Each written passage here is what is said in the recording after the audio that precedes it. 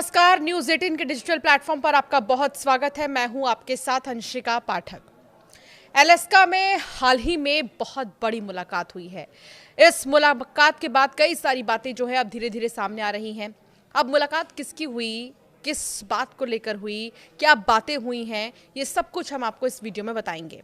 Alaska के anchorage में 15 अगस्त 2025 को अमेरिकी राष्ट्रपति डोनाल्ड ट्रंप और रूसी राष्ट्रपति व्लादिमीर पुतिन के बीच लगभग 3 घंटे की बैठक हुई, जिसका उद्देश्य यूक्रेन युद्ध को खत्म करना था। दोनों नेताओं ने क्षेत्रीय समझौते, युद्धबंदी, हस्तांतरण और यूक्रेन के लिए अमेरिकी सुरक्षा गारंटी पर चर्चा की है, लेकिन कोई ठोस समझौता नहीं हुआ। ट्रंप ने मुलाकात को सकारात्मक जरूर बताया, कहा कि कई बिंदुओं पर सहमति बनी और वो लोगों की मौत को रोकना चाहते हैं। उन्होंने ज़ेलेंस्की से शीघ्र समझौता करने और यूरोपीय देशों से सक्रियता की अपील की है। ये भी बताया कि ज़ेलेंस्की पुतिन की बैठक की योजना बन रही है। पुतिन ने वार्ता को उपयोगी बताया और दावा किया कि 2022 में ट्रंप के राष्ट्रपति होने पर युद्ध नहीं होता और यूक्रेन यूरोप से प्रगति में बाधा न डालने को कहा गया।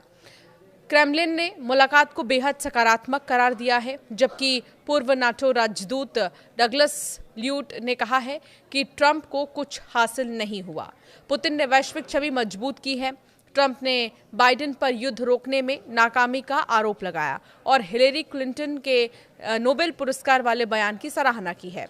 राष्ट्रपति ट्रंप की पत्नी मेलानिया ट्रंप ने पुतिन के नाम एक पत्र भेजा था, जिसमें यूक्रेन के 19,500 अपहृत बच्चों का मुद्दा उठा है।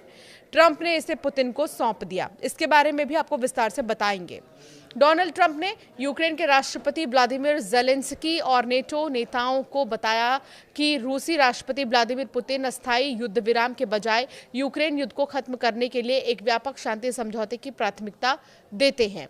यूक्रेन के राष्ट्रपति ज़ेलेंस्की ने अलास्का में डोनाल्ड ट्रंप और व्लादिमीर पुतिन की मुलाकात पर अपनी पहली प्रतिक्रिया दे दी है। उन्होंने कहा कि वो यूक्रेन, अमेरिका और रूस के बीच ट्रंप के प्रस्तावित त्रिपक्षीय बैठक का समर्थन करते हैं।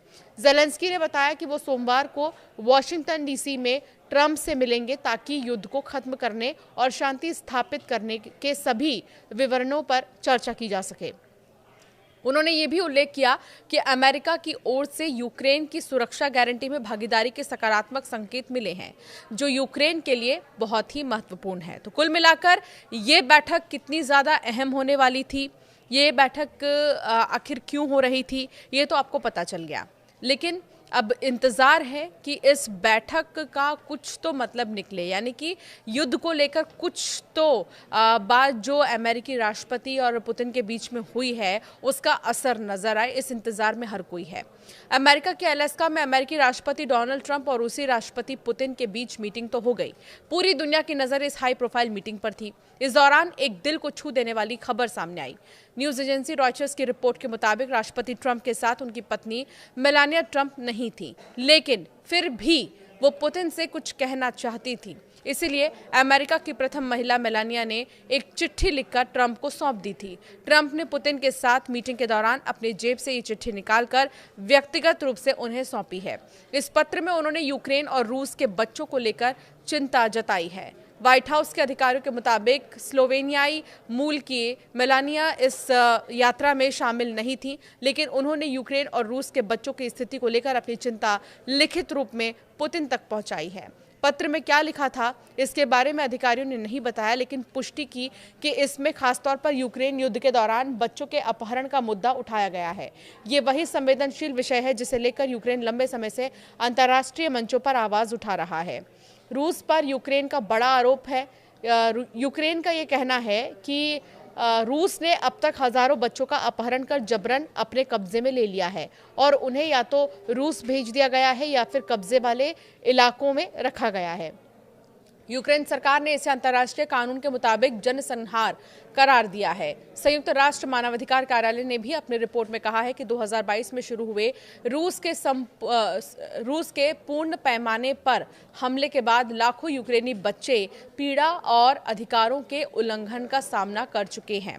रूस की ओर से दावा किया जाता रहा है कि ये युद्ध क्षेत्र से कमजोर और अनाथ बच्चों को सुरक्षित रखने के लिए ऐसा कर रहे हैं, लेकिन कीव और पश्चिमी देश इसे युद्ध अपराध मानते हैं। अलास्का में शुक्रवार को ट्रंप और पुतिन के बीच 3 घंटे तक मीटिंग तो चली, लेकिन युद्ध रोकने के लिए कोई ठोस कदम तय नहीं हो सका है।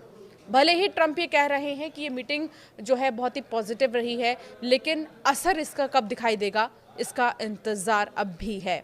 आपका क्या मानना है इस मीटिंग पर, ज़ेलेंस्की के पहली प्रतिक्रिया पर और उस चिट्ठी को लेकर आपका क्या कहना है, हमें ज़रूर कमेंट कर बताएं।